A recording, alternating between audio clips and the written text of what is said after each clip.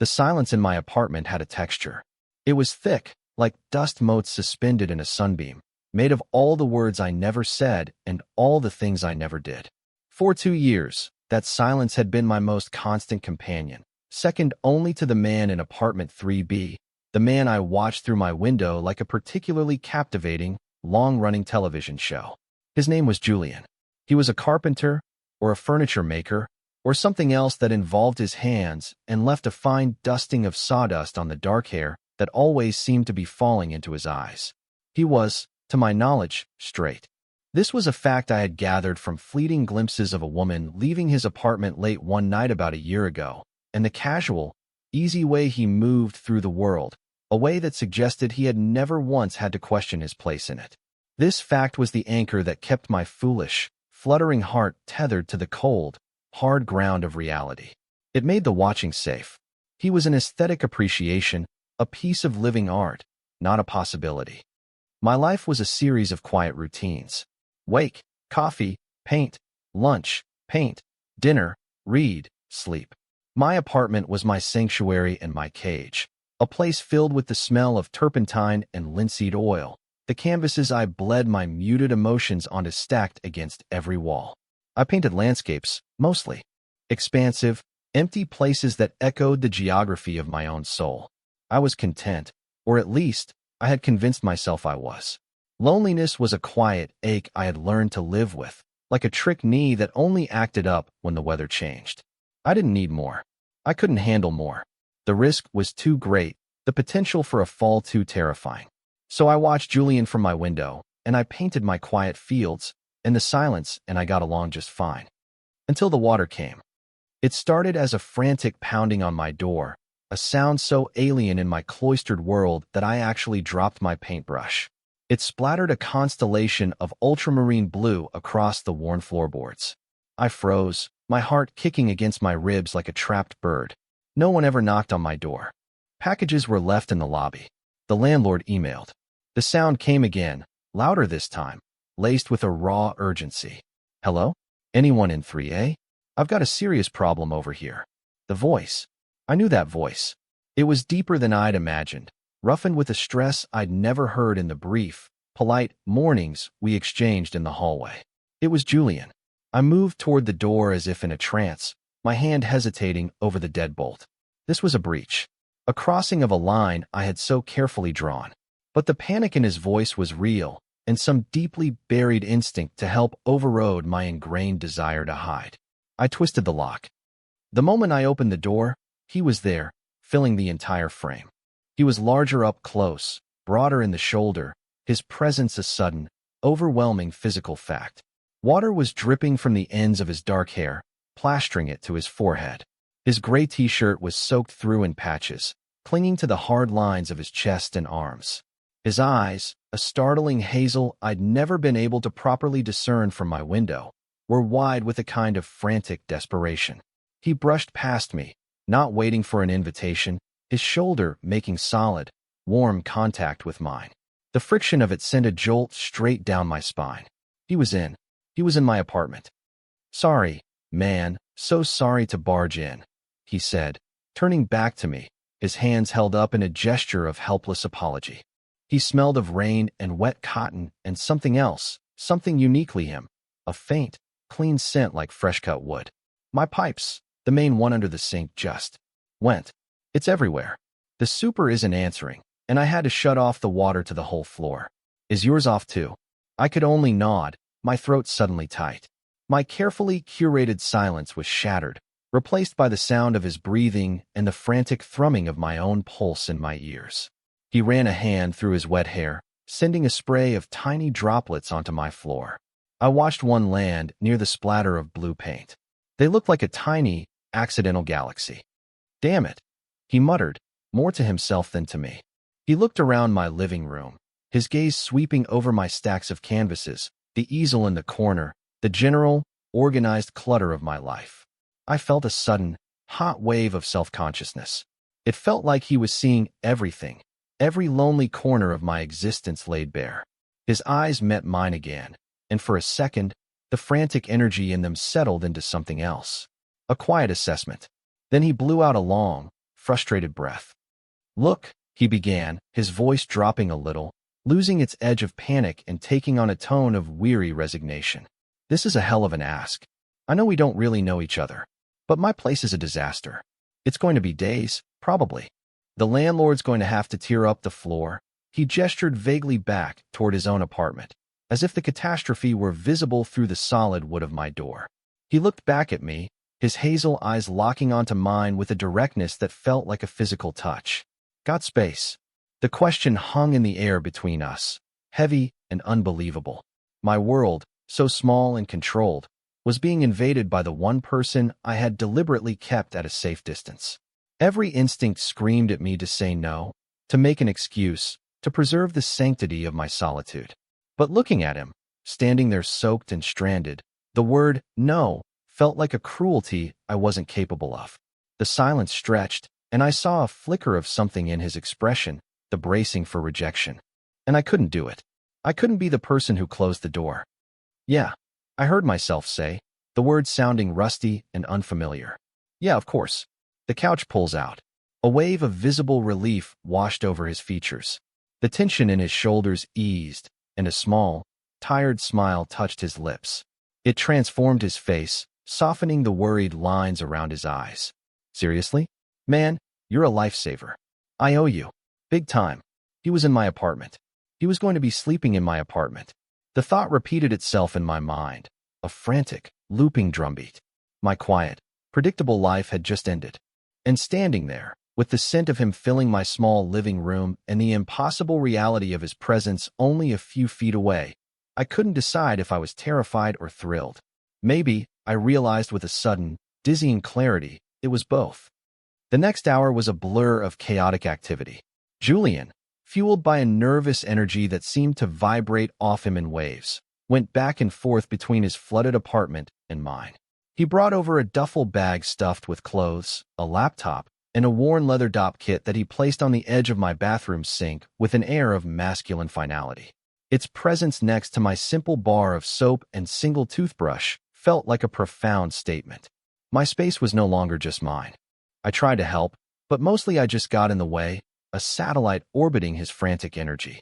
He moved with a purpose I found mesmerizing, his actions economical and sure. I, on the other hand, felt clumsy and out of place in my own home. "Just need to grab a few more things," he said, pausing at the door, a towel slung over his shoulder. "Some work stuff. Then I'll be out of your hair, promise." "It's no problem," I lied, my voice still feeling tight. "Take your time." He gave me another one of those quick, grateful smiles and disappeared into the hallway. I was left alone again, but the silence was different now. It was charged, expectant. It was filled with the ghost of his presence. His duffel bag sat on my floor like an unexploded bomb. His scent lingered in the air. I walked into the bathroom and stared at his dop kit on my sink. It was unzipped just enough for me to see a silver razor and a tube of shaving cream. It was such a simple, domestic sight, yet it felt impossibly intimate. I felt like a voyeur, a trespasser into the mundane details of his life that I had only ever been able to guess at from afar. I quickly backed out of the room, my heart doing a nervous flutter. When he returned, he was carrying a large, flat portfolio case. He looked even more exhausted now, the adrenaline from the initial crisis clearly starting to fade. There was a smudge of dirt on his cheek I had the absurd urge to wipe away. "Okay," he sighed, dropping the portfolio next to his bag. "That's it. Everything else can drown." He looked at me, a hint of apology in his eyes. "I'm sorry for all this. I'm a disaster." "It's not your fault pipes burst," I said, finding my voice was a little easier this time. "It's just bad luck." "Yeah, well," he scrubbed a hand over his face. "Can I use your shower? I feel like I'm covered in century-old grime." "Of course," I gestured toward the bathroom. "Towels are in the linen closet next to it. Help yourself." He disappeared into the bathroom, and a moment later, I heard the sound of the shower running. It was another alien sound in my apartment, a sound that belonged to someone else's life. I stood in the middle of my living room, completely at a loss for what to do. I should be painting. My schedule, my sacred routine, dictated that this was painting time. But the thought of picking up a brush felt impossible. My focus was shattered, my concentration obliterated by the man showering 20 feet away. I busied myself with the pull-out couch instead. It was a relic from my parents, rarely used, and it protested with a series of loud groans and squeaks as I unfolded it. I found a set of clean sheets, the guest set, still smelling of the lavender sachet my mother had tucked in with them years ago, and began to make the bed. My hands felt clumsy as I smoothed the fitted sheet over the thin mattress. I was making a bed for Julian. The thought was so surreal, so far outside the realm of anything I had ever considered possible, that I had to stop and take a deep breath. I was moving through a dream. The sound of the shower stopped. A few minutes later, he emerged from the bathroom, rubbing his hair with one of my towels. He was wearing a pair of gray sweatpants that hung low on his hips and a fresh black t-shirt. The sight of him, clean and relaxed and standing in my hallway, was a punch to the gut. He looked comfortable. He looked like he belonged here. And that was the most dangerous thought of all. "Thanks," he said, his voice softer now. "I feel human again." He looked at the bed I'd made. "You didn't have to do that." "It's fine," I mumbled, avoiding his eyes, focusing on tucking a corner of the flat sheet with unnecessary precision. A comfortable silence fell between us for the first time. It wasn't the thick, lonely silence I was used to. It was a shared quiet, filled with the low hum of the refrigerator and the distant sound of city traffic. He walked over and sat on the edge of the couch bed, testing its sturdiness. "Cozy," he said, and I couldn't tell if he was being sincere or sarcastic. I finally looked at him. He was watching me, his head tilted slightly. His damp hair was curling at the ends, and his eyes, in the soft light of my living room lamp, looked more green than brown. He wasn't smiling, but his expression was open, curious. It made me feel like I was one of my canvases, being studied for composition and color. "Do you want something to eat?" I asked, the offer feeling clumsy on my tongue. I was just going to make some pasta hospitality. That was a normal thing. A normal thing for a normal person to offer their displaced neighbor. His face broke into a genuine, tired grin. "I would kill for some pasta," he said. "I haven't eaten since breakfast." And just like that, we were in my tiny kitchen, navigating the small space together. He leaned against the counter, out of the way, watching me as I filled a pot with water and set it on the stove. I was acutely aware of his presence, of the way his proximity seemed to raise the temperature in the room. I could feel his eyes on me as I moved, and it made my every action feel self-conscious and deliberate. "So," he said, his voice a low rumble in the small space. "You're an artist." It wasn't a question. It was a statement of fact. "I paint," I confirmed, focusing on finding the salt in my cluttered spice cabinet. It gave me something to do with my hands, a reason not to look at him. "Anything I would know?" I let out a short, humorless laugh. "No, definitely not. I mostly sell things online. Small landscapes. Nothing you'd see in a gallery." "Landscapes, huh?" he mused. "That's cool. I've always been terrible at that. I can build you a perfect dovetail joint, but I can't draw a straight line to save my life." I finally turned to look at him, leaning against the counter with my salt shaker in hand. He was looking at the canvases stacked against the far wall, the ones turned inward to face the plaster. "Can I see?" he asked, his gaze shifting back to me. It was a simple question, but it felt loaded. My paintings were private. They were the truest parts of me, the parts one kept hidden. Showing them to anyone felt like peeling back my skin. But again, the word "no" died in my throat. This was Julian, the man from the window, the man who was currently a refugee in my living room. How could I deny him something so simple? "Sure," I said, my voice barely a whisper. I walked over to the nearest stack and carefully turned the top canvas around. It was a recent piece, a wide, empty expanse of prairie under a bruised purple twilight sky. A single, skeletal tree stood silhouetted against the fading light. It was a painting about loneliness, about the stark beauty of isolation. It was a self-portrait. He was silent for a long time. He pushed himself off the counter and walked over, stopping a few feet from the canvas. He didn't get closer, just stood there, studying it. I held my breath, bracing for the polite, meaningless "that's nice" that most people offered. "It feels quiet," he said finally, his voice soft. But not in a bad way. "It's peaceful, like you could finally hear yourself think out there." My breath came out in a rush. He got it. He actually got it. He hadn't just seen a painting of a field. He had felt it. He had understood the emotion I had tried to pour into the pigments. A strange, Unfamiliar warmth spread through my chest. It felt dangerously like hope. "Yeah," I said, my voice thick. That's it, exactly." He turned his head and looked at me, and the curiosity in his eyes had deepened into something else, something I couldn't quite name. It was a look of genuine interest, of seeing. For the first time, I felt like someone was looking at me, Leo, and not just the quiet, awkward guy from 3A. The water for the pasta chose that moment to boil over, hissing as it hit the hot burner. The spell was broken. I jumped, rushing to turn down the flame. But as I stood over the stove, stirring the pasta, I could still feel his gaze on my back. The silence in my apartment had been replaced by something new. Tension. A low, thrumming current of awareness that flowed between the two of us, as real and tangible as the steam rising from the pot. And I knew, with a certainty that both thrilled and terrified me, that nothing would ever be quiet in the same way again. The days that followed settled into a strange and unexpected rhythm. Julian was a surprisingly easy house guest. He was neat, considerate, and spent most of the daylight hours on the phone, wrangling his insurance company and a beleaguered-sounding contractor. During these calls, he would pace the length of my small living room, his voice a low, frustrated murmur that became the new soundtrack to my life. I would be in my studio space, a corner of the living room I had partitioned off with a folding screen, trying to paint, but my focus was a ghost. My attention was constantly pulled to him, to the way he'd run a hand through his hair in exasperation, the hard set of his jaw, the flex of his bicep as he leaned against the wall. I learned the cadence of his movements, the sound of his footsteps on my floor. I learned that he drank his coffee black, that he hummed under his breath when he was concentrating on his laptop, and that he had a faint, almost invisible scar just above his left eyebrow.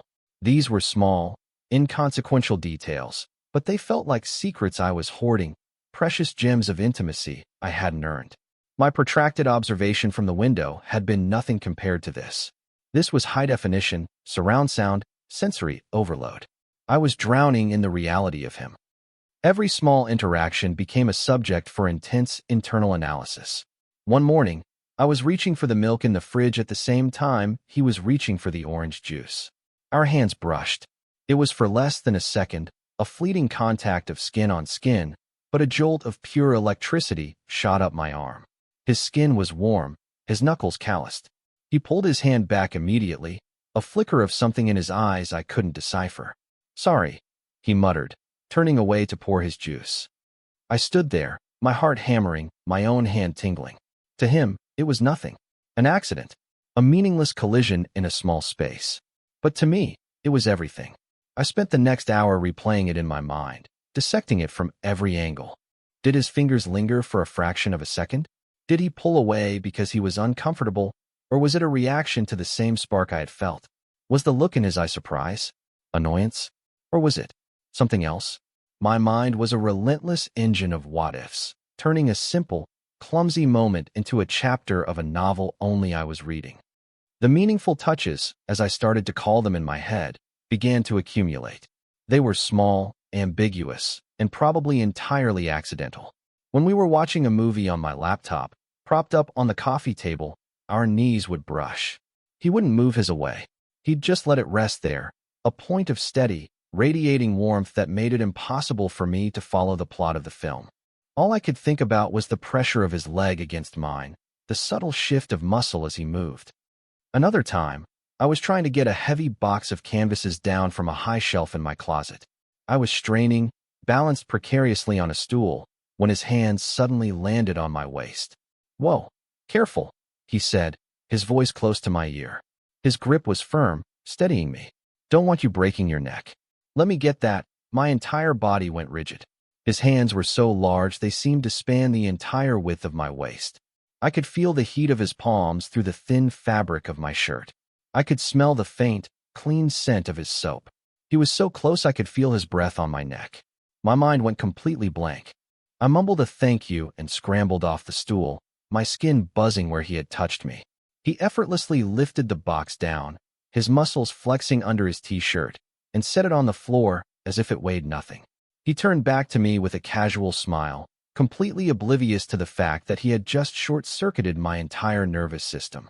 For him, it was a simple act of assistance. For me, it was a brand. I became a scholar of his micro-expressions. I learned to distinguish his tired smile from his genuinely amused one. I learned that when he was truly interested in something, his pupils would dilate slightly, and he would tilt his head, a gesture of intense focus. I saw it when he looked at my paintings. He would often wander over to my easel while I was taking a break, studying my work in progress with that same quiet intensity he'd shown the first night. He never offered empty praise. Instead, he would ask questions. Why did you choose that color for the sky? Or what are you trying to say with that shadow? His questions were perceptive, showing that he was looking beyond the surface, trying to understand the why behind the what. It was unnerving and exhilarating in equal measure. He was paying attention to my work, to me. One evening, the tension that had been simmering between us shifted into something new. We had ordered pizza and were eating it sitting on the floor, using the coffee table as our dining table. It was a comfortable, domestic scene that felt both completely natural and utterly surreal. We were talking about our childhoods. I told him about growing up in a quiet suburban town, feeling like I was watching life from behind a pane of glass. He told me about growing up on a small farm, working with his hands from the time he could walk. My dad was a carpenter, too, he said, his voice taking on a softer, nostalgic tone. He could build anything. Houses, furniture, whatever. He taught me everything I know. He paused, a shadow passing over his face. He passed away a few years ago. I'm sorry, I said, the words feeling inadequate. He just shrugged, but his eyes were distant. He was a good man, a quiet man. He always said, let your work do the talking. He looked over at my easel, where a half-finished canvas of a stormy sea was resting. I think he would have liked your stuff. It's honest. Honest. The word struck me. No one had ever called my work honest before. They called it skilled, or pretty, or interesting. But honest implied a truth, a vulnerability, that I always tried to hide in plain sight.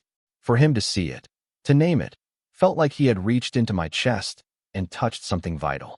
This was a moment of softness, an unexpected crack in the confident, capable facade he presented to the world. He was sharing a piece of his grief, of his past, with me. It was a gift, and it shifted the dynamic between us. He wasn't just my handsome, straight neighbor anymore. He was Julian, a man who missed his father, a man who understood what it meant to be quiet.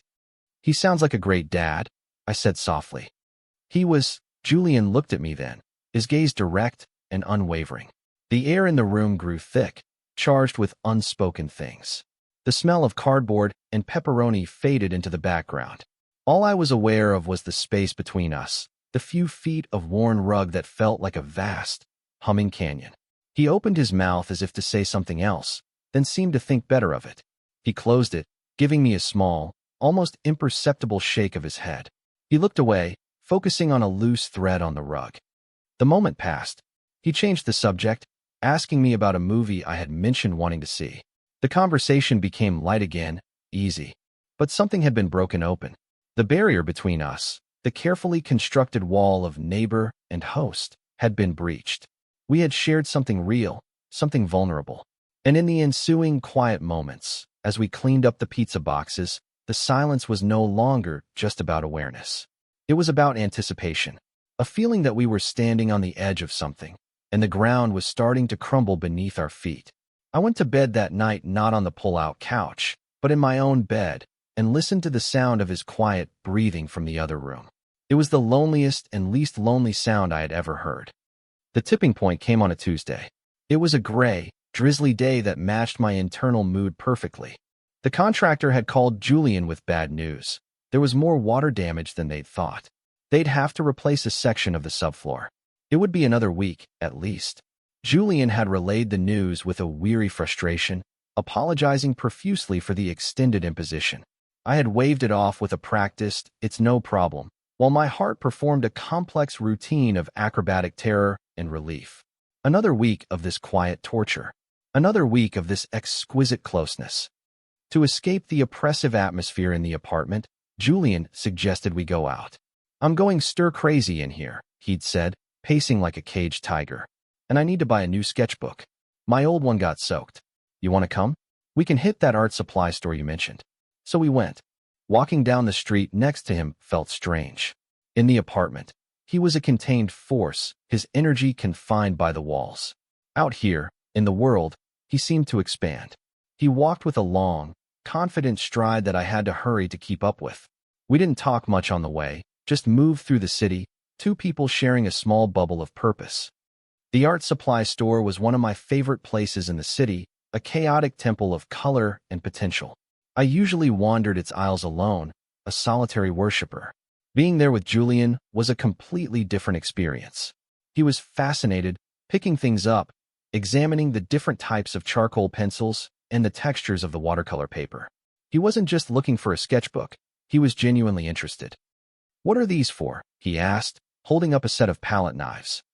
"You use them to apply paint," I explained, my voice taking on a confidence it rarely had outside of my own head. I was in my element. You can get really thick, textural effects, or you can use the edge to scrape things away. Huh, he ran his thumb over the smooth, cool metal of the knife. Like a tiny trowel. Exactly, I said, smiling. It was the easiest smile I'd given him all week. He found his sketchbook, a simple, sturdy one with a black cover. As we headed to the checkout, we passed a display of clay. He stopped, picking up a block of gray, earthy-smelling modeling clay. "Ever mess with this stuff?" he asked. "Not since I was a kid," I said. "My dad used to get it for me," he said, a nostalgic look on his face. "I'd make these lumpy, terrible-looking cars and he'd act like I was a master sculptor." He weighed the block in his hand. "Let's get it." "What for?" I asked, confused. "For tonight," he said, a mischievous glint in his eye. "We're going stir-crazy. We need a project," and he tossed it onto the counter next to his sketchbook without waiting for my agreement. That evening, after another simple dinner of sandwiches, he cleared the coffee table and unwrapped the clay. He split the block in two with one of my palette knives, the one he'd admired in the store, and pushed a chunk across the table to me. "All right," he said, leaning forward, his elbows on his knees. "The challenge is, sculpt something that represents your week." I stared at the lump of clay. My week. My week was a chaotic mess of anxiety, yearning, and terror. How was I supposed to sculpt that? Julian, however, had already started, his large, capable hands working the clay with a surprising gentleness, kneading and shaping it. I watched his fingers, the way they expertly manipulated the material, and felt a familiar warmth spread through my chest. Hesitantly, I began to work my own piece of clay. I didn't have a plan. I just let my hands move, trying to channel the storm of emotions inside me into the cold, pliable earth. We worked in silence for a long time, a comfortable, companionable silence filled only with the soft squish and scrape of clay. It was a different kind of communication, a conversation without words. Finally, Julian sat back, a satisfied look on his face. "Done," he declared. He turned his sculpture around for me to see. It was a remarkably well-made, detailed replica of a burst pipe, with jagged edges and little pieces of clay water spilling out of it. It was literal and a little bit funny. I couldn't help but laugh. "That's very on the nose." "Hey, it's what happened," he said with a grin. "All right, Picasso, your turn." I looked down at my own creation. It was abstract, a mess of contradictions. It was a shape that looked like a house, but the walls were thin and crumbling. Inside the house was a smaller, simpler shape, huddled in a corner. But reaching through one of the broken walls was another shape, larger and less defined, not threatening, but not gentle either. It was just there, reaching. I took a deep breath and turned it around. Julian leaned forward to look at it. He didn't say anything for a long time. His smile faded, replaced by that intense, focused expression I was beginning to know so well. He studied it from every angle, his eyes tracing the lines I had carved into the clay. The air grew thick and heavy. This was more revealing than any of my paintings. This was a direct, unfiltered confession of my internal state. My vulnerability was sitting on the coffee table between us in a lump of gray clay. "That's the house," he said finally, his voice low. He pointed a finger at the larger shape. "And that's the disaster." He paused, his finger hovering over the smaller, huddled figure inside. "And that's you." His eyes lifted from the sculpture and met mine. They were dark, unreadable, but they held an unnerving intensity. "What's this?" he asked, his voice barely a whisper, as he pointed to the shape reaching through the wall. My throat was dry. My heart was a frantic drum against my ribs. This is it.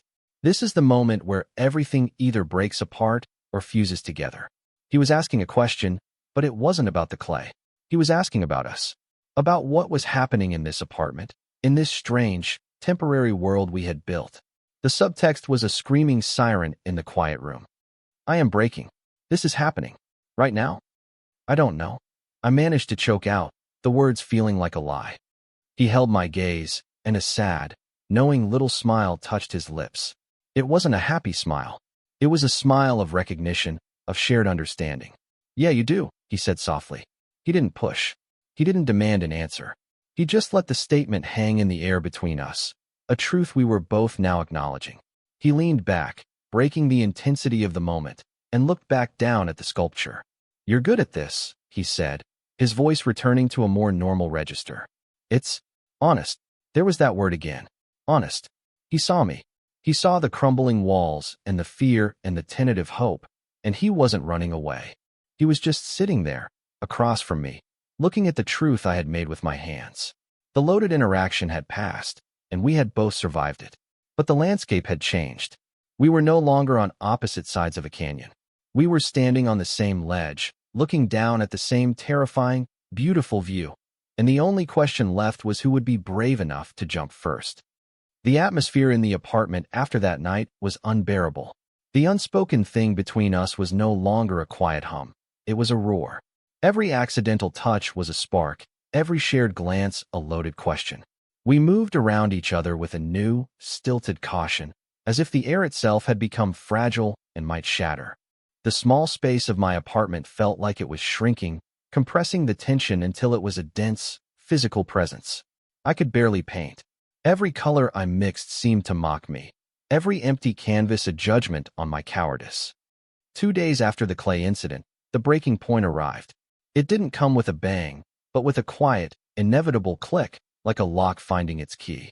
It had been raining all day, a steady, relentless downpour that blurred the city into a watercolor painting outside my window. We were both restless, trapped. Julien had spent the afternoon sketching in his new book, his brow furrowed in concentration. I had been pretending to read, but I'd been on the same page for over an hour, my eyes tracking the words without absorbing any of their meaning. My real focus was on him, on the way the gray light caught the silver in the scar over his eye, the quiet sound of his pencil scratching against the paper. Finally, he closed the book with a sigh and set it aside. I can't draw another pipe, he said, stretching his arms over his head, his t-shirt riding up to reveal a tantalizing strip of taut, tense skin. I quickly looked away, my face growing hot. Let's watch a movie, he suggested, his voice sounding tired. Something mindless. Something that doesn't require any thought. It sounded like a perfect escape. We ended up on the couch, my laptop balanced on a stack of books on the coffee table. We chose some loud, explosive action movie, the kind with lots of car chases and impossible stunts. For a while, it worked. The noise and the flash filled the room, giving us something to focus on other than each other. But as the movie wore on, the physical space between us on the couch seemed to shrink. A chasm of a few inches became a sliver, and then nothing at all. His thigh was pressed against mine, from hip to knee. His arm was resting on the back of the couch behind me, not quite touching me, but so close I could feel the warmth radiating from it. I was hyper-aware of every breath he took. I could smell the faint, lingering scent of the coffee he'd had hours ago, mixed with his own clean, woody smell. The movie was just noise, a backdrop to the silent, frantic symphony playing out inside my own body. My heart was pounding so hard I was sure he could hear it. I was terrified to move, to even breathe, for fear of breaking the spell. Then, during a lull in the on-screen explosions, he shifted. He turned his head, and I felt his gaze on the side of my face. I kept my eyes glued to the screen, pretending to be engrossed in the nonsensical plot, but I could feel his stare like a physical touch. The silence in the room deepened, the movie's soundtrack fading away until all I could hear was the rain against the window pane and the blood rushing in my ears. "Leo," he said, his voice low and quiet, right next to my ear. It sent a shiver down my entire spine. Slowly, reluctantly, I forced myself to turn my head. Our faces were only inches apart. I could see the flecks of green and gold in his hazel eyes. I could see the faint stubble on his jaw. His expression was serious, searching. The playful, easygoing neighbor was gone. This was someone else. This was the man who had understood my paintings, the man who had seen the truth in a lump of clay. This is, he started, then stopped, as if searching for the right words. He shook his head slightly. This isn't just me needing a place to stay, is it? The directness of the question stole the air from my lungs. There was no hiding, no ambiguity. He was laying it all out, forcing the issue, demanding the truth I had been so desperate to conceal. My mouth opened, but no sound came out. My entire life, I had been an expert at avoidance, at deflection. But looking into his eyes, I knew that none of my old tricks would work. He deserved the honesty he had so freely given me. I am falling. I am terrified. No, I whispered, the single word a massive, terrifying confession. It's not. A flicker of something, relief, maybe, passed through his eyes. He didn't smile. He just continued to look at me, his gaze so intense it felt like he was seeing straight through to my soul. I'm not straight, Leo, he said, his voice a low, steady rumble that vibrated through me. I haven't been for a long time. I just haven't had a reason not to be quiet about it. He paused, and his eyes dropped to my lips for a fraction of a second before returning to my eyes. I think you're my reason. And then he was leaning in. It was slow, deliberate, giving me every opportunity to pull away. I didn't. I couldn't. It felt like I had been waiting my entire life for this single moment. My eyes fluttered shut as his lips met mine. The kiss was not what I had expected. It wasn't frantic or desperate. It was soft, questioning, a gentle exploration. It was hesitant at first, a discovery. Then, as I responded, as my own tentative hope finally broke free, it deepened. His hand came up to cup the back of my neck, his fingers tangling in my hair, holding me there. My own hand, seemingly with a will of its own, came to rest on his chest, right over his heart. I could feel its steady, solid beat beneath my palm, a rhythm that matched the frantic pace of my own. It was a kiss that tasted of rain and coffee and a decade of unspoken longing. It was the color of a twilight sky, the texture of wet clay, the sound of a quiet, peaceful field. It was everything I had ever painted, everything I had ever felt, condensed into one perfect, breathtaking moment. It was not rushed. It was honest. It was a confession and an absolution all at once. When we finally broke apart, we were both breathless. He didn't pull away completely. He rested his forehead against mine, our eyes still closed. His thumb stroked the sensitive skin behind my ear, and the simple, tender gesture was almost more intimate than the kiss itself. We just stayed there for a long moment, breathing the same air, our worlds having irrevocably, terrifyingly, wonderfully shifted on their axis. Okay, he breathed out, the word a warm puff of air against my lips. Okay, I whispered back. It was all that needed to be said. The roar of the tension had finally subsided, replaced by a profound and trembling quiet. It wasn't the empty silence of loneliness I had known for so long. It was a new silence, a shared one, filled with the weight and the wonder of a truth finally spoken. I had been watching my life from a window, and Julian had just shattered the glass. I woke the next morning to the smell of coffee and a profound sense of dislocation. For a moment, I didn't know where I was. The light filtering through my bedroom window was the same. The familiar shape of the dresser was the same, but I felt fundamentally different. The memory of the previous night came rushing back. The kiss, the soft murmur of his voice, the feeling of his forehead pressed against mine. A hot flush of mingled panic and joy washed over me. Then came the unease. I had fallen asleep on the couch, curled up at the opposite end from Julian, a chaste distance between us. But at some point in the night, I had woken up and stumbled to my own bed. Alone. Now, the apartment was quiet. Too quiet. Had he woken up and left? Had he gone back to his own flooded apartment, preferring a disaster zone to the emotional wreckage of my living room? My overthinking brain, my oldest and most treacherous friend, kicked into high gear. It was a mistake. A moment of proximity-induced confusion. He regretted it. He was probably packing his duffel bag right now, crafting a polite, awkward excuse to leave. The hope that had bloomed so brightly in my chest last night began to wither, curling in on itself under a harsh frost of doubt. I had let him in, not just into my apartment, but into my life, and he was going to walk away, leaving a hole far bigger than the one he'd arrived to fill. I forced myself out of bed, my feet cold on the wooden floor. I pulled on a pair of jeans and a t-shirt, my movements slow and deliberate, bracing myself for the inevitable. I walked into the living room, my heart a leaden weight in my chest. He was there. He was sitting at my small kitchen table, a mug of coffee cupped in his hands, staring out the window at the rain-washed city. The pull-out couch was folded away, the bedding neatly stacked on a chair. The living room looked almost normal again, as if the last week and a half had been a strange, vivid dream. He hadn't packed. His duffel bag was still by the door. He must have heard me, because he turned his head. His expression was unreadable. He wasn't smiling. He just watched me as I walked into the room, my hands shoved deep into my pockets. The silence was thick with morning-after awkwardness. We were two strangers again, the intimacy of the previous night a fragile, unbelievable memory. I couldn't meet his eyes. I busied myself with getting my own mug from the cabinet, my back to him. "Morning," he said. His voice was quiet, a little rough with sleep. "Morning," I replied, my own voice tight. I poured myself a coffee from the pot he had made, my hand shaking slightly. I stood there, leaning against the counter, clutching the warm mug like a lifeline. I didn't know what to say. What was the protocol for this? What was the morning after script for two neighbors who had just accidentally detonated their simple, adjacent lives? The silence stretched, taut, and uncomfortable. I stared down into the black liquid in my mug, watching my own tints reflection warp and shimmer. He was going to say it. He was going to say, "Look, about last night," and then he would explain it away, and I would have to nod and pretend I understood, and then he would leave, and I would be alone again in my quiet, silent apartment. But he didn't. Instead, I heard the scrape of his chair against the floor.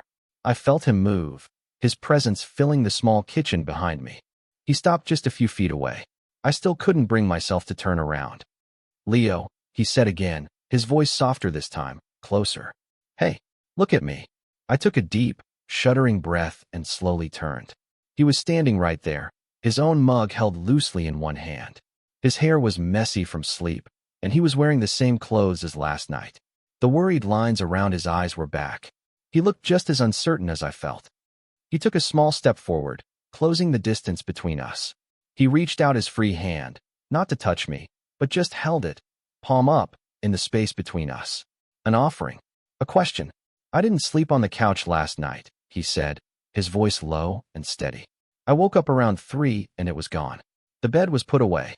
I almost knocked on your door." I stared at his outstretched hand, at the calloused palm and the long, capable fingers. He was telling me he hadn't wanted the distance. He was telling me he had looked for me. The knot of anxiety in my chest began to loosen, just a little. I panicked, I admitted, my voice barely a whisper. It was all too much. "I know," he said softly. He took another step, and this time he did touch me. He gently took my coffee mug from my trembling hands and set it on the counter next to his. Then he took my hand, lacing his fingers through mine. His grip was warm and firm and real. It was an anchor in the swirling sea of my doubt. "We're okay," he said, and it wasn't a question. It was a promise, a reassurance. I looked up into his eyes, and the uncertainty was gone, replaced by a deep, quiet sincerity. He squeezed my hand. "I don't regret it, Leo. Not for a second. Do you?" I shook my head, a single, jerky motion. "No," I said, my voice thick with emotion. "No, I don't." A slow, beautiful smile spread across his face, the tired, genuine one that made his eyes crinkle at the corners. "Good," he said. "That's good to hear." He didn't let go of my hand. He just stood there, holding it, and the simple contact was more grounding than anything I had ever known.